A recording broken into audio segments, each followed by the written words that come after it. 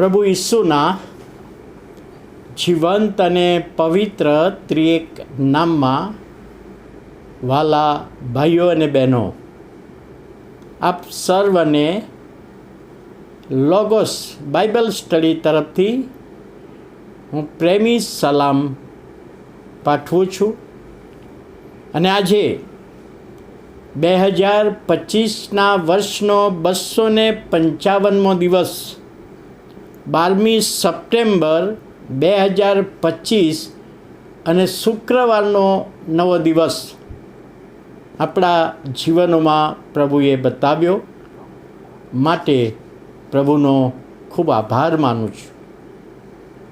ગયા દિવસોમાં એક બહેન મને મળ્યા અને એમણે લોગોસ બાઇબલ સ્ટડી વિશેની જે સાક્ષી આપી કે સાહેબ, દરરોજનું વાંચન હું 2 વાર સાંભળું છું લોગોસ બાઇબલ સ્ટડી, અને મારી નોટમાં હું લખું છું, અને કોઈક જગ્યાએ સંદેશો આપવાની તક મળે ત્યારે એનો ઉપયોગ પણ કરું છું.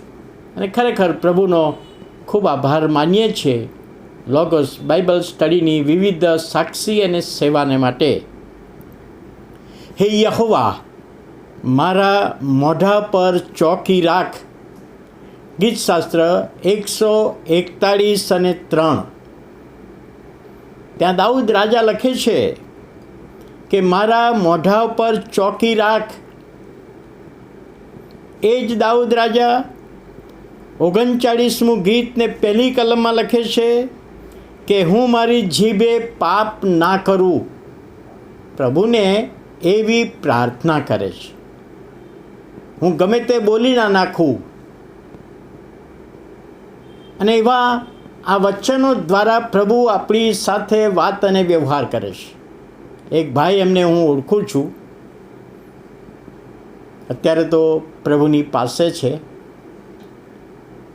પણ એમને સારામાં સારી નોકરી હતી, સરકારી નોકરી, અને પ્રભુ ઈસુ ખ્રિસ્ત પર એમણે વિશ્વાસ કરેલો. પ્રાર્થનાની સેવા, સંદેશાની સેવા તેઓ કરતા હતા.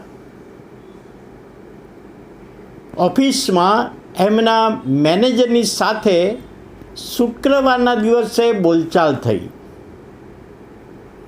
અને આ ભાઈએ કહ્યું કે સાહેબ, આજે તો મેં ઉપવાસ કર્યો છે અને એટલા માટે હું કશું બોલી શકતો નથી, તમારી સાથે કંઈ લડી શકતો નથી, મારે તમને કંઈ કહેવું નથી, કારણ કે આજે તો મેં ઉપવાસ કર્યો છે. પણ કાલે શનિવારે હું એનો બદલો લઈશ. અને બીજા દિવસે સવારે ઓફિસ ખોલીને મેનેજર સાહેબ આવી ગયા. આ ભાઈ પોતાના ટેબલ પર હતા, ત્યાંથી મેનેજરની ઓફિસમાં ગયા નહીં. એટલે મેનેજરે 1 કલાક રાહ જોયા પછી એમને બોલાવ્યા કે ભાઈ, ગઈકાલે તો તમે કહેતા હતા કે આજે તો મારે ઉપવાસ છે અને માટે મારે તમને કશું કહેવું નથી, મારે કંઈ બોલવું નથી. શનિવારે તમારી વાત છે, તો આજે તો શનિવાર થયો, શું તમારે કહેવું હતું, બોલો. અને એ વખતે એ ભાઈએ કહ્યું કે સાહેબ, મારે કશું જ કહેવું નથી. અરે, ગઈકાલ તો તમે કહેતા હતા કે કાલે તમારી વાત છે.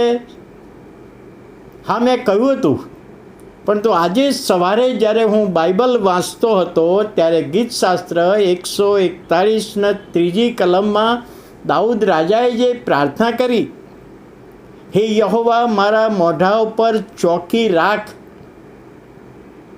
અને એ પ્રાર્થના મેં પણ કરી સવારે કે મારા મોઢા ઉપર ચોકી રાખજે. આજે મેનેજરની સાથે હું કંઈ પણ રીતે ખોટું ના બોલું, કોઈ અપશબ્દ ના બોલું, એમની સાથે કોઈ ઝઘડો ના કરું, એવી મેં પ્રાર્થના કરી છે. અને એટલા માટે હું કશું પણ તમને સાહેબ કહેવા માગતો નથી. ગઈકાલના માટે હું માફી માગું છું.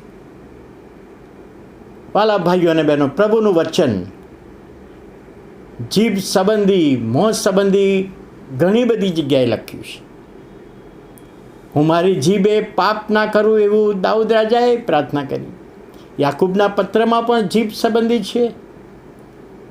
ત્યારે પ્રભુનું વચન આપણને બતાવે છે કે શું આપણે એવી પ્રાર્થના કરી છે કે પ્રભુ મારા મોઢા ઉપર ચોખ્ખી રાખજે? કોઈની સાથે અણબનાવ થયો હોય ત્યારે શું આવી પ્રાર્થના કરીએ છીએ? કોઈ કમિટી મિટિંગમાં બેઠા હોય ત્યારે શું આવી પ્રાર્થના કરીએ છીએ? કુટુંબમાં કોઈક બાબતે બોલતા હોઈએ ત્યારે શું આવી પ્રાર્થના કરી છે? પતિ પત્નીની સંબંધમાં જ્યારે બોલતા હોઈએ ત્યારે આવી પ્રાર્થના કરી છે, પ્રભુ મારા મોઢા ઉપર ચોકી રાખ? અને આવી પ્રાર્થના કરીએ અને પ્રભુ એનો આશીર્વાદ આપે. પ્રાર્થના કરીએ. વાલા પ્રભુ, અમે તમારો આભાર માનતા તમારા પવિત્ર નામને ધન્યવાદ આપીએ છીએ. આજના દિવસે પ્રભુજી મોઢા પર ચોકી રાખવા સંબંધીનું વચન અને પ્રાર્થના અમારા જીવનોમાં તમે આશીર્વાદિત કરો. ઈસુ પ્રભુના નામે સાંભળો, માન્ય કરો. આમેન.